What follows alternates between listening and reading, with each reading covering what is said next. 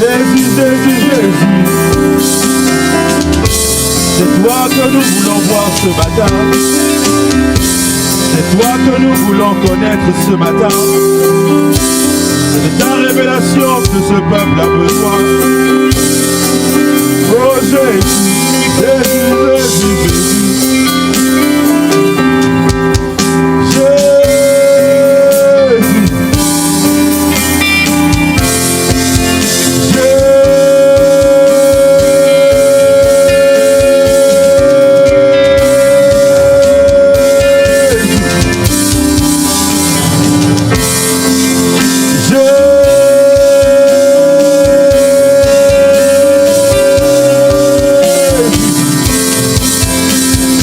Pendant que Philadelphie est en train de se présenter. Il est en train de se présenter. Il est en train de se présenter. Il est en train de se présenter lui-même. Il se présente à toi. Il se présente à toi. Il dépasse les montagnes de tes soucis. Il dépasse les montagnes de tes inquiétudes. Et il se présente lui qui est le soleil, le soleil, le soleil, le soleil. Il se présente, il se présente, il se présente. Oui, Jésus, c'est toi que nous voulons connaître. C'est toi que nous voulons connaître. Merci de te présenter à nous ce matin. Merci Seigneur, merci Seigneur. Alléluia, quel grand privilège. Quel grand privilège. Quel grand privilège. Quel grand privilège de te connaître. Quel grand privilège. Quel grand privilège. Quel avantage dans cette vie et pour la vie à venir. Alléluia. Alléluia. Alléluia. Alléluia. Alléluia. Merci Seigneur. Parce que tu ne laisseras personne ici indifférent. À toi soit toute la gloire. Et le peuple de Dieu dit Amen. Alléluia. La suite est acclamée, la performance pour le soir. Maintenant, acclame Jésus. Acclame Jésus. Acclame Jésus. Alléluia.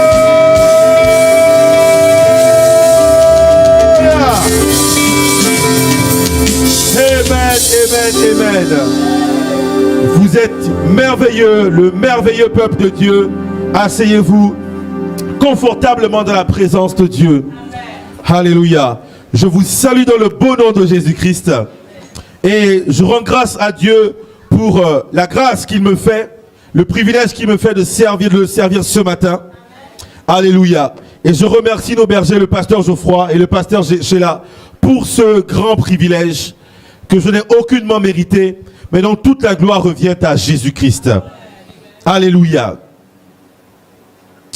Et ce matin, mon message de ce matin s'inscrit dans notre cible prophétique. Et sans plus tarder, nous allons dans Exode 3, au verset 14, nous allons du verset 14 au verset 17. Dans cet épisode, Dieu vient à Moïse. Alléluia. Dieu vient à Moïse. Et j'ai oublié de rappeler notre cible prophétique, excusez-moi. Te connaître de plus en plus, de mieux en mieux, Père, c'est mon désir, pour t'aimer et te servir. Alléluia. Je prie que c'est notre partage. Alors Dieu vient à Moïse et il envoie Moïse. Et au moment où il envoie Moïse, il va dire à Moïse, je suis celui qui suis. C'est ainsi que tu répondras aux enfants d'Israël. Celui qui s'appelle je suis m'a envoyé. Amen. On voit que Dieu vient se présente à Moïse. Il dit à Moïse qui exactement est-ce qu'il est. Alléluia. Et il dit, je vais t'envoyer sauver ce peuple qui est en captivité depuis 400 ans. Je résume les versets 14 à 17. Et Moïse, du haut de son background, va poser une question très intelligente. Je ne peux pas y aller si je ne leur dis pas qui m'a envoyé. Et Dieu va se présenter. Je suis celui qui suis. Et je comprends donc, dans ce que Dieu va dire à Moïse, je comprends qu'à ce moment, Dieu dit à Moïse deux choses très simples. En raison de ton passé à toi, Moïse, tu ne peux pas rester là où tu es. Il faut que tu me suives. En raison du passé de ce peuple qui souffre depuis 400 ans, il faut que tu me suives. Et en raison de qui moi je suis, moi le Dieu éternel, il faut que tu me suives. Et j'aimerais dire à quelqu'un que oui, cette histoire s'est passée il y a peut-être plus de 3000 ans. Mais ce matin, je crois et j'encourage chacun d'entre nous à croire que Dieu l'appelle que Dieu l'appelle à lui et que Dieu l'appelle à le suivre. Deux choses. Dieu t'appelle à toi et Dieu t'appelle à te suivre. À le suivre, pardon. Amen. Dieu s'est présenté quand on lit le psaume 103 au verset 7.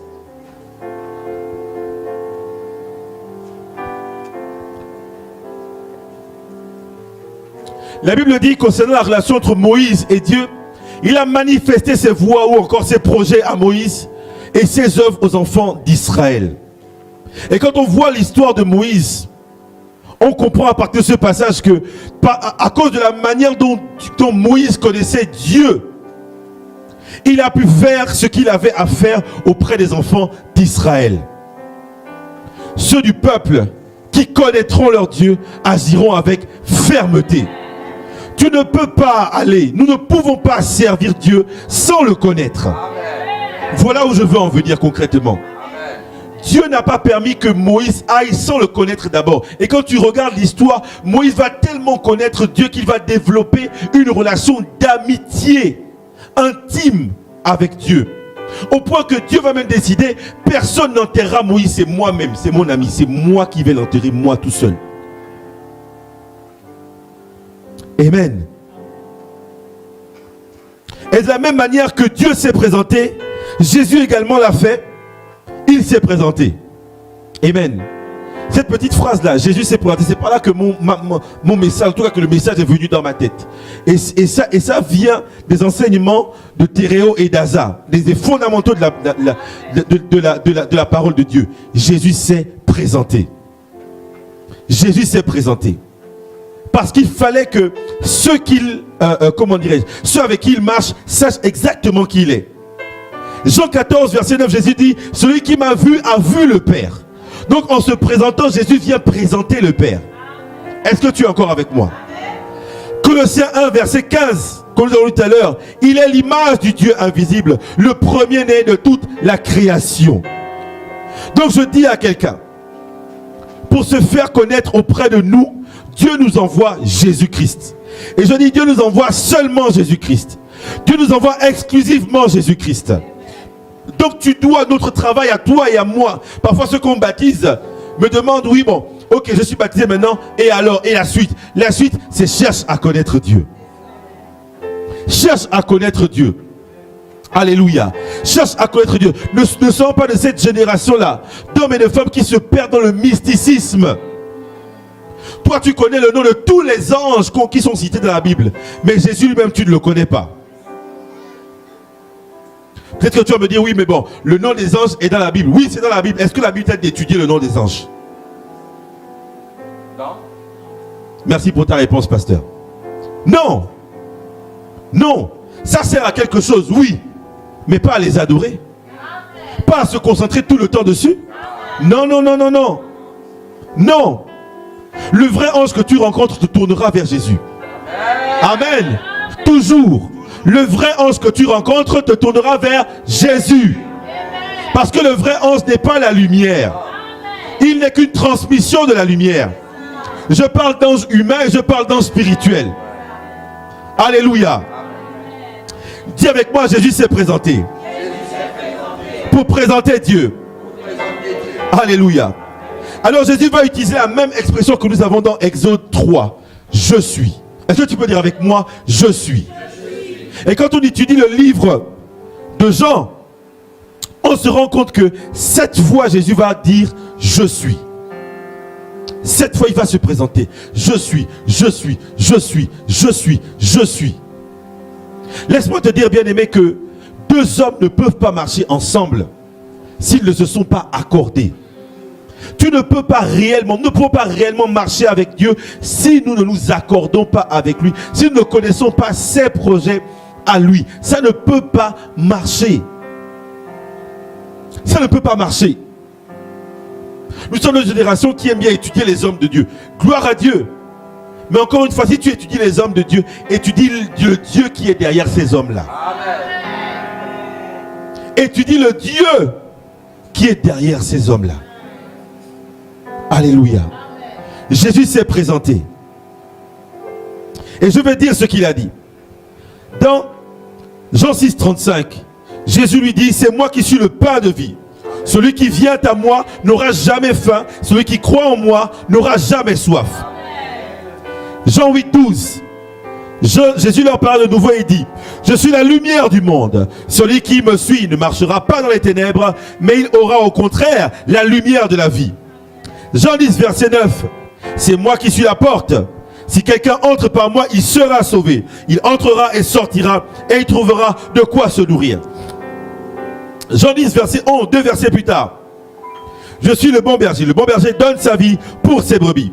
Jean 11, 25. C'est moi qui suis la résurrection et la vie. Celui qui croit en moi vivra même s'il meurt.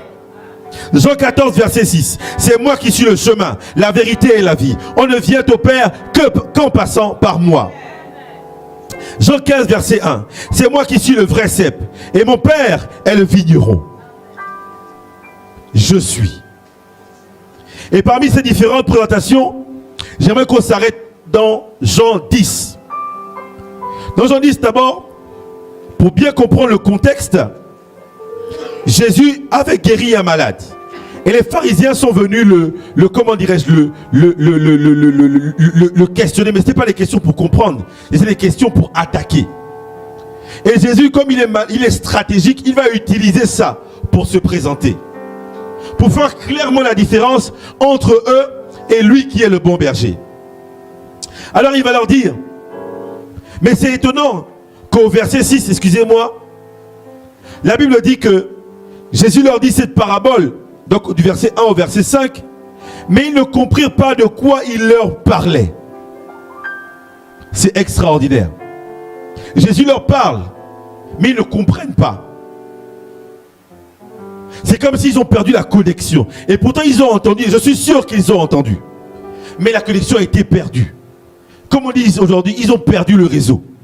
Ils se sont déconnectés. Leur cœur était fermé. Peut-être qu'au moment où je te parle ce matin, peut-être que ma voix t'a déjà saoulé. Tu es déconnecté. Peut-être que le thème t'a déjà saoulé. Tu es parti sur Brawl Stars, tu es en train de scroller, jouer aux cartes, etc. Mais que cela ne soit pas ton partage, bien-aimé. Je dis que cela ne soit pas ton partage. Laisse que ton cœur puisse recevoir la parole de Dieu ce matin. Le pasteur l'a dit, ce n'est pas moi qu'il faut voir ce matin. C'est Jésus, la parole de Dieu. Alléluia. Tout dépend de quel est l'état de ton cœur. Quel est l'état de ton cœur? La Bible dit, ils n'ont pas compris. Pourtant, Jésus leur parlait. Si tu penses que j'exagère, allons dans Luc 24.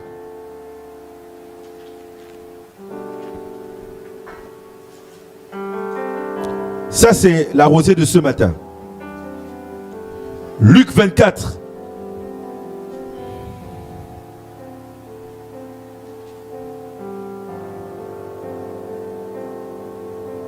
Luc 24, c'est l'histoire des deux disciples qui sont sur le chemin d'Emmaüs. Et Jésus vient leur parler. D'abord, Jésus va leur dire, ô homme sans intelligence, dont le cœur est lent à croire et à croire tout ce qu'ont dit les prophètes. En gros, la parole de Dieu. La lenteur du cœur. Si tu peux te poser la question, est-ce que c'est facile, oui ou non? On est dans Luc 24, au verset 25. Est-ce que c'est facile, oui ou non, de me reprendre? Est-ce que c'est facile, oui ou non, que la parole de Dieu rentre dans mon cœur, que je la reçoive et que je la mette en application? Jésus dit, ô homme sans intelligence et dont le cœur est lent à croire tout ce qu'ont dit les prophètes. Que cela ne soit pas notre partage. Verset 32, eux-mêmes maintenant ils vont se rendre compte. Et j'aimerais te préciser que ces gens-là, la Bible dit que ce sont des disciples. Ce sont des gens qui ont marché avec Jésus. Donc en fait, aucun d'entre nous n'est exempté de ça. aucun, bien-aimé. Que cela ne soit pas ton partage. Je t'en prie, reste connecté ce matin à la parole de Dieu. Ils vont dire eux-mêmes, verset 32, notre cœur ne brûlait-il pas au-dedans de nous lorsqu'il nous parlait en chemin et nous expliquait les Écritures? Reste connecté, je t'en prie, je t'en supplie, reste connecté. Dieu veut te parler. Je continue mon message.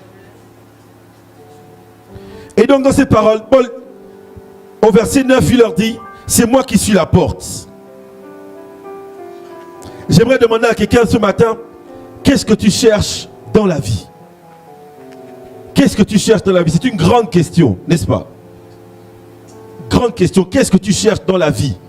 Je peux être précis, qu'est-ce que tu es venu chercher à l'église?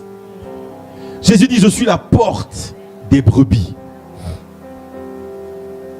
Toutes les raisons que tu peux donner, elles sont sûrement bonnes. Il y en a qui parmi nous cherchent la reconnaissance. D'autres cherchent l'argent. D'autres cherchent un époux, une épouse, etc. Tout ça, c'est des bonnes choses, c'est des choses que Dieu donne. Mais, j'aimerais te faire remarquer quand même, parce que c'est mon cas aussi. Il y a quelques années, je cherchais une femme. Maintenant, Dieu m'a donné la femme. Quand j'ai fini de supplier Dieu pour la femme, je suis passé à autre chose.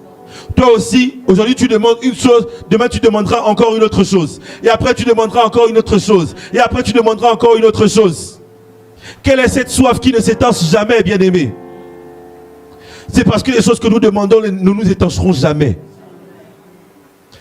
Les choses que Dieu va te donner, elles ne vont jamais t'étancher. Ça va durer quelques secondes. Laisse-moi te raconter un épisode. J'étais étudiant. Je gagnais peut-être 400 €. Et quand la bourse. Et quand je travaillais, je pouvais monter à 600, 700 €. Et à l'époque, il y avait les t-shirts Christian Audigier. Christian Audigier. Le t-shirt coûtait 600 balles aux États-Unis. 600 € le t-shirt. Ceux qui connaissent savent. 600 balles le t-shirt, frère. Je fouillais les sites internet, je dois payer un t-shirt Christian Audigier. J'ai acheté 2 t-shirts Christian Audigier. Rassure-toi, je ne les ai pas achetés à 600 €. Je les ai achetés peut-être à 100 €, des choses comme ça. Mais voici mon point. Le jour où je reçois le t-shirt, bien aimé, je dis, ah, c'est ça. Tout ça là, pour ça. Des nuits blanches sur les sites internet pour ça. Toi et moi parlons. Est-ce que c'est pas ça quand on est béni? Le travail pour lequel tu as dit, oh Seigneur, donne-moi le travail, donne-moi. Le matin maintenant, ah Seigneur, 8 heures. C'est parce que ça n'étanche pas la soif, bien-aimé. Mais j'ai une bonne nouvelle pour toi, Jésus étanche la soif. Il a une eau à te faire boire. Et cette eau, c'est la vie éternelle. Qui va étancher toutes tes soifs. Je ne dis pas éteindre tous tes désirs. Elle va étancher toute forme de soif. Lisons Jean 4, verset 14, bien-aimé.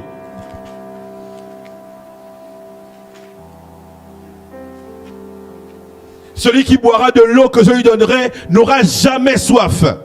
Et l'eau que je lui donnerai deviendra en lui une source qui jaillira jusque dans la vie éternelle. Je ne sais pas ce que tu es venu chercher ce matin. Mais Jésus dit que la soif que tu as, elle va être étanchée par moi. Par la vie que je donne. Par cette eau que je donne. Alors le chemin est par ici, dit Jésus. Je suis la porte par laquelle les brebis doivent entrer. Amen. Nos soifs peuvent être légitimes et c'est comme elles peuvent détruire nos cœurs. On peut prendre l'histoire de Simon le magicien, mais on n'ira pas aujourd'hui. Mais tu peux noter Acte 8, versets 13, 22 et 14 et 24, pardon. Jésus est la porte des brebis. Et cette porte, quand on regarde historiquement parlant, elle faisait référence à la seule porte dans la ville de Jérusalem, par laquelle les brebis entraient pour aller au temple de Jérusalem. Suis-moi bien. C'était la seule porte par laquelle on emmenait les brebis qui devaient aller au temple de Jérusalem. Être offertes à Dieu. Est-ce que tu es avec moi ce matin? Alors Jésus t'interpelle, te dit le seul chemin pour aller vers Dieu, c'est moi. C'est moi, bien-aimé. Alors je suis la petite voix qui vient te dire, reçois Jésus et sois sauvé. Amen. Je suis la petite voix qui vient te dire, dès lors que tu seras sauvé, alors tu jouiras d'une vie où le danger ne sera plus une angoisse pour toi. Je ne dis pas que tu n'auras plus de danger, parce que nous sommes sur terre.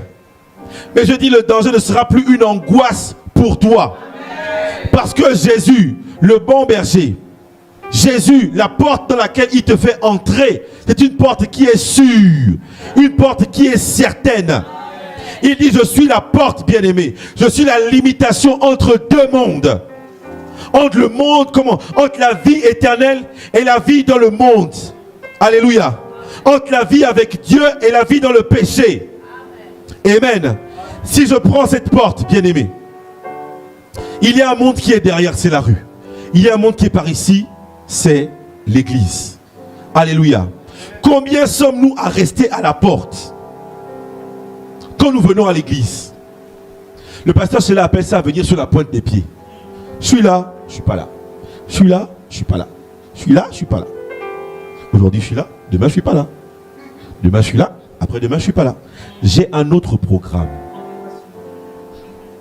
J'ai un autre programme.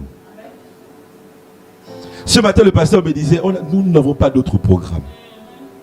Notre premier programme, c'est Jésus. Le deuxième programme, c'est Jésus. Le programme final, c'est Jésus. Beaucoup d'entre nous, nous sommes à la porte. Je suis là, je ne suis pas là. Tu vois, tu danses la salsa. Mais tu danses la salsa seul. Jésus te dit, viens avec moi. Rentre complètement. Dis à ton voisin, rentre complètement. Et tu sais quoi, rester à la porte, ça fatigue. Parce que tu es ballotté de gauche à droite. Tu entres, tu rentres pas. Tu rentres pas, tu rentres. Tu vas faire ça jusqu'à quand? Rentre. Amen. Tu es fatigué à cause de ça. Ça fatigue. Je te dis, j'ai fait. Ça fatigue. Ça fatigue. Je suis la porte. Et laisse-moi te dire que Jésus étant la porte, il met une séparation claire. Ta vie d'avant ne te rattrapera pas si tu rentres. Parce que c'est Jésus lui-même la limitation, la porte. Alléluia. Alors, pour terminer sur cette partie, celui qui entre par Jésus trouvera de verts pâturages.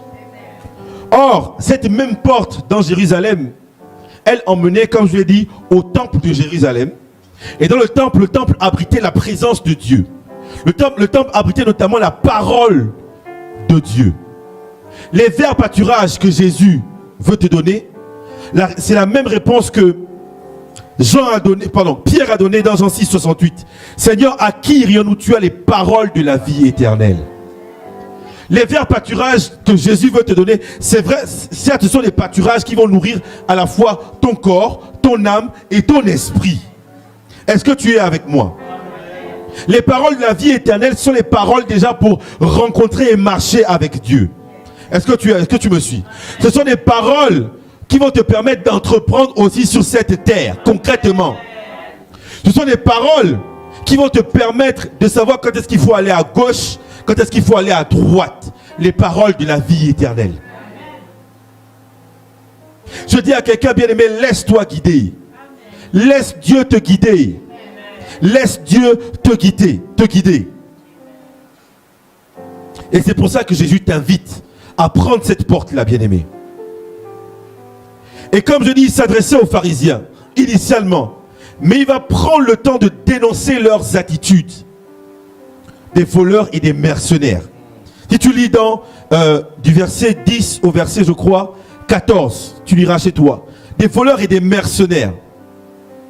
Le voleur, c'est celui qui n'est pas mandaté par Dieu. Amen. Il n'est pas mandaté par Dieu. Son travail, Jésus le dit, détourner le peuple de Dieu volontairement. Comment on les identifie?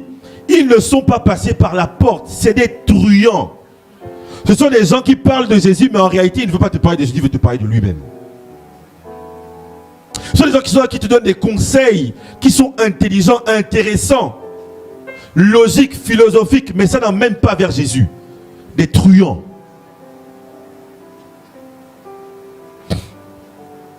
Et en ce qui concerne les mercenaires, ce sont des gens que Dieu avait mandatés, mais comme ils ne sont pas intéressés par le bien-être du peuple, qu'est-ce qu'ils ont fait? Ils ont fini par détruire le peuple. Voilà qui sont les mercenaires et les voleurs dont Jésus parle. Et quand Jésus disait ça, il s'adressait aux pharisiens. Mais je crois qu'il s'adresse également à nous. Pourquoi? Parce que toutes ces choses, des gens qui nous détournent de Dieu, ont un point commun. Puisque les figures d'autorité sont les représentants de Dieu, l'objectif de Satan, la conséquence, c'est que les gens subissent un leadership désagréable au point qu'ils finissent par rejeter toute forme de leadership. Combien sommes-nous? Combien sommes-nous, bien-aimés, à vivre ce que Satan a planifié, à savoir, tu erres, tu es exposé à toutes sortes de doctrines. Ton cœur est tellement endurci que le moindre conseil qu'on peut te donner devient un scandale. Ça devient un scandale. Tu es qui pour me parler comme ça? D'abord, tu es qui? Tu es quoi pour me parler comme ça? Combien sommes-nous à avoir grandi dans une maison où papa n'était pas là?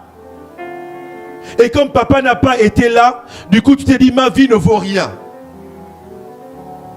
Ma vie ne vaut rien. Ma vie ne vaut rien. Parce que papa n'a pas voulu s'occuper de moi. Donc comme lui qui devait s'occuper de moi ne s'est pas occupé de moi, mais c'est que finalement je ne compte pas. Combien sommes-nous à avoir grandi dans une maison? Je prends papa parce que moi je suis un papa et parce que papa c'est la figure d'autorité principale de la maison.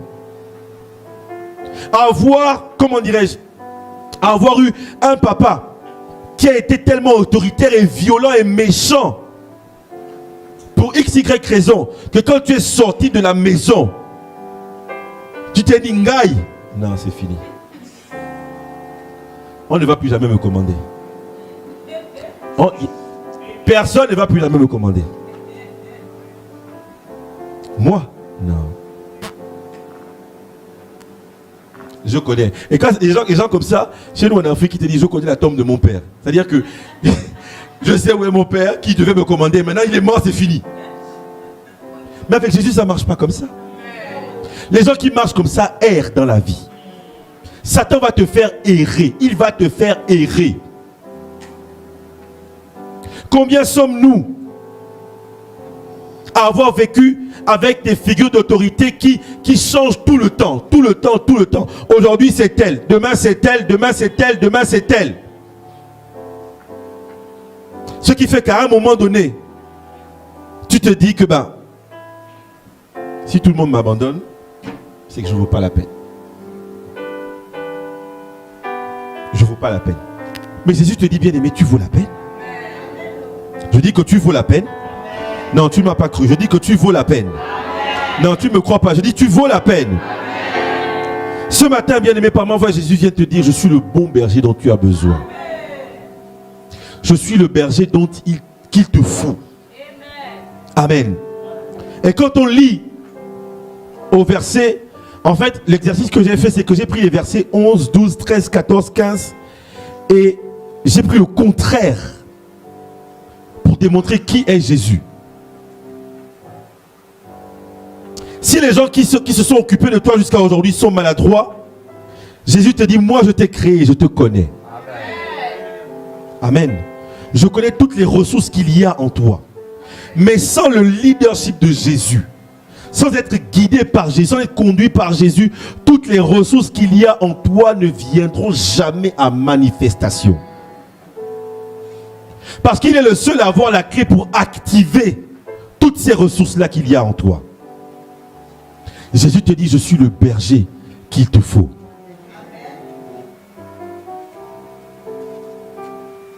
Personne n'a donné du prix à ta vie. Jésus te dit, moi je me suis sacrifié pour ta vie. Je suis le bon berger. Le bon berger donne sa vie pour ses brebis. En d'autres termes, ta vie vaut la peine. Puisque le prix d'une chose, comme la valeur d'une chose n'est égal qu'au prix qu'on est capable de payer pour cette chose-là. Le prix à payer pour ta vie, c'est la vie de Jésus-Christ. Ta vie vaut la peine.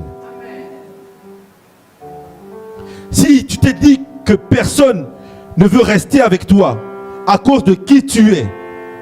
Les gens ne viennent dans ta vie que pour profiter de toi et partir après. Jésus te dit, tu es à moi et je fais de ta vie ma propriété. Amen. Tu es à moi, je fais de ta vie ma propriété.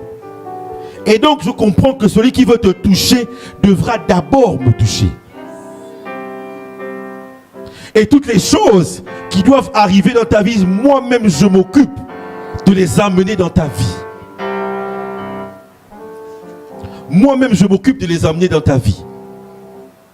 Le jour où notre véhicule a brûlé, j'ai pris les enfants et je leur ai dit, vous savez, moi je suis le responsable de la maison, mais je ne suis pas la ressource, je ne suis pas la source de la maison.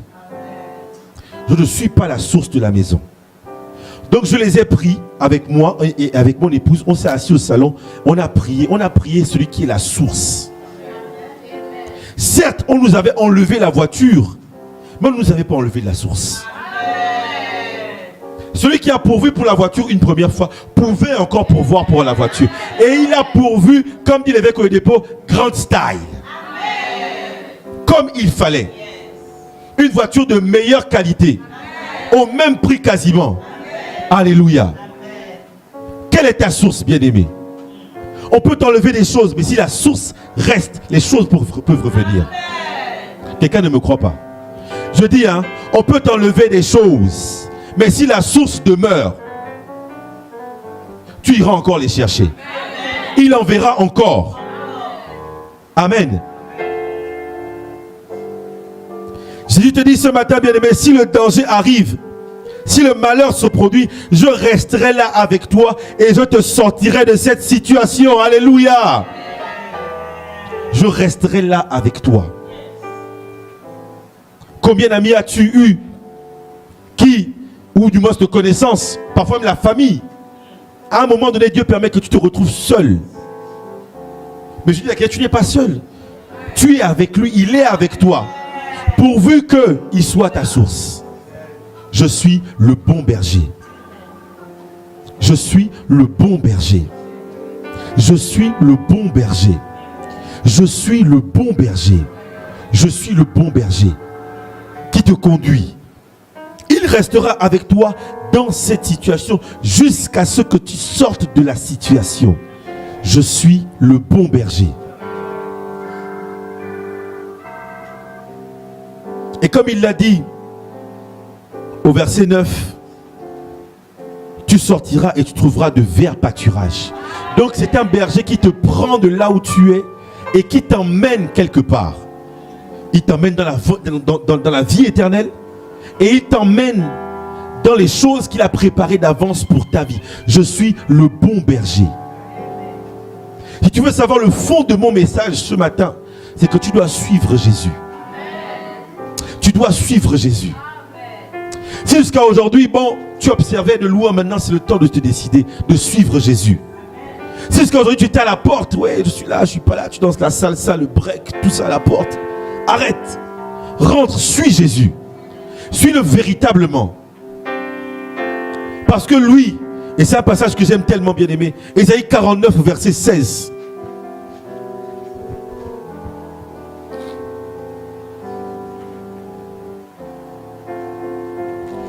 Jésus dit, la Bible dit, voici, je t'ai gravé sur mes mains. Tes murs sont toujours devant mes yeux. La question que je pose à chacun d'entre nous, ou plutôt l'encouragement que je vais donner à chacun d'entre nous, sois sûr que ton nom est écrit devant Jésus. Parce que ça, c'est une situation de prière. Je t'ai gravé sur mes mains, je ne peux pas t'oublier. Oh, alléluia. Est-ce que quelqu'un reçoit cette parole? Je ne peux pas t'oublier. Rien ne peut faire que j'oublie ton nom. Je t'ai gravé sur mes mains. C'est-à-dire que tes murs sont constamment devant moi. Quand je dois prier, je te vois. Je te vois. Parmi la multitude de personnes, je te vois toi particulièrement, Clarisse. Je te vois. Je te vois. Je te vois. Je te vois. Je sais où tu es. Je sais ce que tu fais. Je sais à quel point tu es. Et je sais où tu dois aller. Je te vois.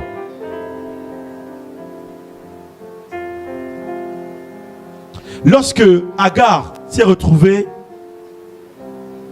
chassée de la maison d'Abraham, le Dieu qu'elle a donné, le nom qu'elle a donné à Dieu, c'est Ata El Roi. Le Dieu qui me voit. Et l'endroit s'appelle Lachai Héron, le puits où Dieu te voit. Je veux dire à quelqu'un, quel que soit ce que tu traverses, Dieu te voit. Dieu te voit. Et je le redis, il restera là jusqu'à ce que tu sortes de cette situation. Alléluia. Je t'ai gravé sur les mains.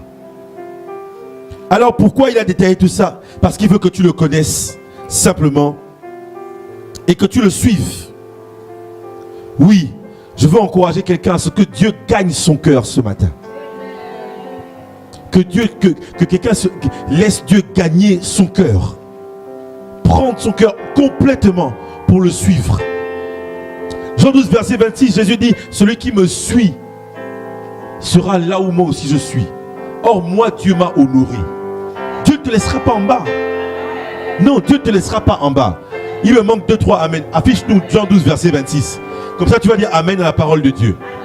Si quelqu'un me sert, qu'il me suive. Et là où je suis, là aussi sera mon serviteur. Si quelqu'un me sert, mon Père l'honorera. Alléluia. Alors ce matin, je vais m'arrêter là pour mon message. Et je veux donner à quelqu'un, offrir à quelqu'un l'opportunité. Si on peut nous afficher Ésaïe 49, verset 26.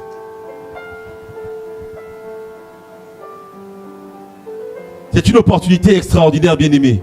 Ne passe pas à côté.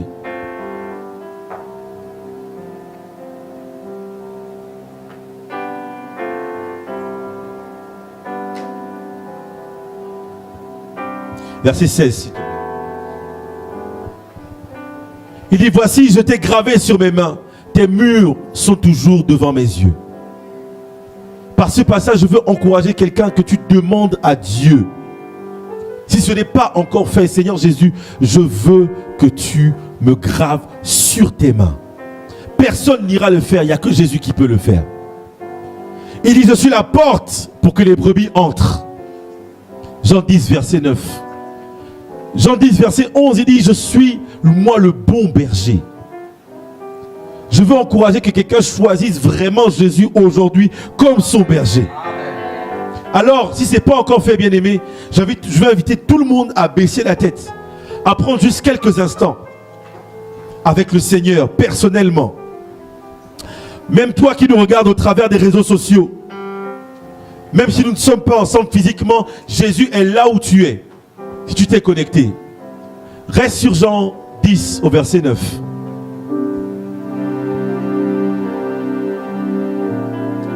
Il dit, je suis la porte, si quelqu'un entre par moi, il sera sauvé, il entrera et il sortira, il trouvera de verts pâturages pour sa vie. Bien-aimé, je t'invite à faire un choix, le choix de ta vie, bien-aimé. Toi-même, tu dois choisir, personne ne peut choisir à ta place. Fais le choix toi-même. Fais le choix toi-même, Dieu est présent en ce lieu. Si tu entends cette parole, c'est que Jésus vient la déposer sur ton cœur. Et toute parole que Jésus dépose, il faut que tu y répondes. Quelle sera ta réponse? Quelle sera ta réponse, bien-aimé? Mon exhortation pour toi, c'est donne ta vie à Jésus. Accepte de saisir la main de Jésus comme ton bon berger. Ne sois pas orgueilleux, ne sois pas distant, ne dis pas non, mais non, sois humble. Jésus, j'ai besoin de toi. Alors Jésus entendra le cri de ton cœur et il prendra ta main et il sera ton berger. Et personne ne te ravira de sa main. Personne ne te ravira de la main de Jésus. Je dis, personne ne te ravira de la main de Jésus. Il est celui qui est le Tout-Puissant, qui fait des choses étonnantes. Il fera des choses étonnantes pour ta vie. Je dis, personne ne te ravira de la main de Jésus. Personne ne prendra ta vie de la main de Jésus. Alors si tu veux donner ta vie à Jésus ce matin, je t'invite juste à lever ta main vers le ciel pour te signaler à Dieu. Signale-toi à Dieu. Et je vais t'inviter à déclarer avec moi que Jésus est Dieu, qu'il est mort et ressuscité, et qu'il est ton Seigneur. C'est simple comme une prière. Je t'invite à lever la main vers le ciel et à te signaler à Dieu. Signale-toi à Dieu. Seigneur, tu m'as parlé ce matin. Je veux. Répète après moi, Dieu Tout-Puissant. Merci pour ma vie. Je reconnais que pour moi, tu as envoyé Jésus-Christ à la croix pour mes péchés. Il a souffert. Il a versé son sang. Il est allé dans le tombeau. Il est ressuscité des morts le 3e jour. Il est monté aux cieux à la droite de Dieu. Je demande pardon pour mes péchés. Lave-moi, purifie-moi par le sang de Jésus. Je crois que je suis pardonné et justifié par son sang. À partir d'aujourd'hui, Jésus, je te reconnais, je te confesse et je te reçois dans ma vie comme mon sauveur et Seigneur personnel. Jésus, je te donne ma vie. Viens habiter en moi par ton esprit pour m'instruire, me diriger, me transformer. Merci Père de m'avoir accordé la vie éternelle, d'avoir fait de moi ton enfant et d'être pour toujours mon Père. Amen. Je t'invite à garder la tête baissée. Mets la main sur ton cœur et je vais prier. Jésus promet à ceux qui veulent le suivre de leur donner son esprit. Alors maintenant, je prie, Seigneur, dans le nom de Jésus, que tu accordes ton esprit, Seigneur, à cette personne qui s'est connectée ou reconnectée à toi, Seigneur. Accorde-lui ton esprit pour marcher avec toi. Tu as dit, mes brebis reconnaissent ma voix. Je prie que, Seigneur, elle sache désormais reconnaître ta voix, Seigneur. Dans le nom de Jésus-Christ. Amen. Que le Seigneur vous bénisse. Je vous invite à acclamer le Seigneur pour lui remercier.